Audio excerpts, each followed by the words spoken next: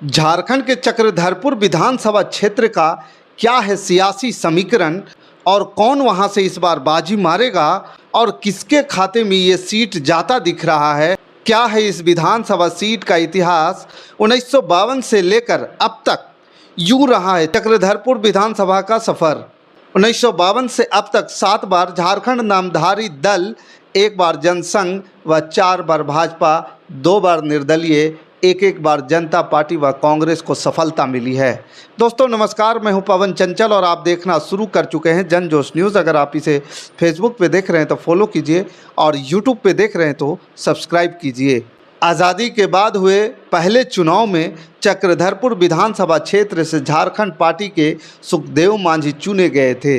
1952 में हुए पहले चुनाव के बाद अब तक हुए चुनाव के परिणामों पर निगाहें डाली जाए तो स्पष्ट होता है कि क्षेत्र में 7 बार झारखंड नामधारी दल, 1 बार जनसंघ व 4 बार भाजपा, 2 बार निर्दलीय और एक बार जनता पार्टी व कांग्रेस को सफलता मिली है।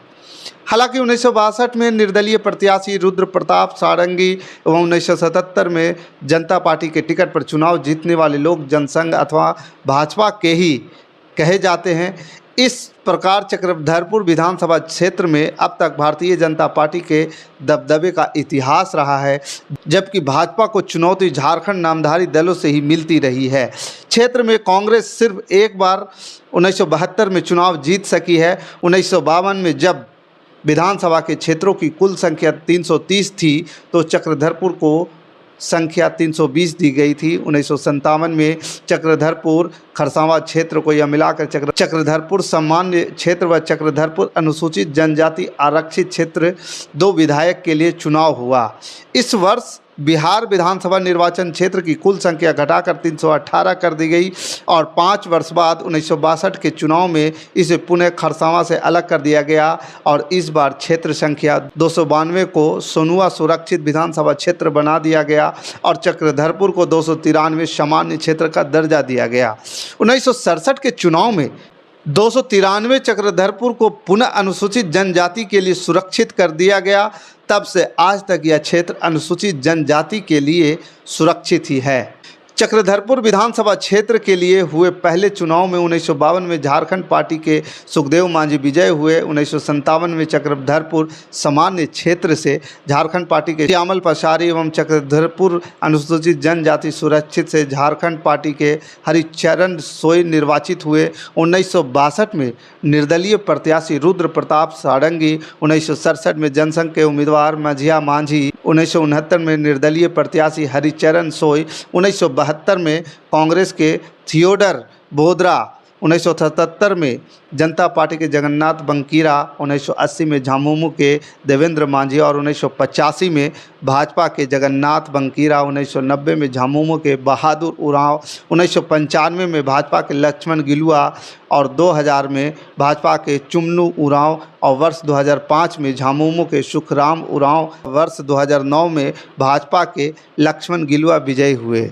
2014 के चुनाव में झामुमो के शशि भूषण सामंत ने भाजपा से टिकट पर चुनाव लड़ रही नवमी उमराव को पराजित कर विधायक का ताज हासिल किया। 7 मई 1968 से 16 मार्च 1972 तक विधानसभा के उपाध्यक्ष रहे थियोडर बोदरा को 1972 में कांग्रेस चक्रधरपुर से प्रत्याशी बनाया, पहली बार जीत हासिल की। 1977 में बिहार विधानसभा का पुनर्गठन कर संख्या बढ़ाकर 324 कर दी गई। चक्रधरपुर की क्षेत्र संख्या 299 कर दी गई और इस विधानसभा क्षेत्र के चुनावी इतिहास को देखने पर स्पष्ट होता है कि यहां कभी भी विधायक रहा हुआ व्यक्ति कभी चुनाव जीत नहीं पाया, अर्थात लगातार 2 चुनाव में किसी को जीत हासिल नहीं हो सकी है। हालांकि हरिचरण सोय ने 1957 में झारखंड पार्टी तथा 1969 में निर्दलीय प्रत्याशी के तौर पर एवं 1977 में जगन्नाथ बंकीरा ने जनता पार्टी और 1985 में भाजपा उम्मीदवार के तौर पर चुनाव जीता था,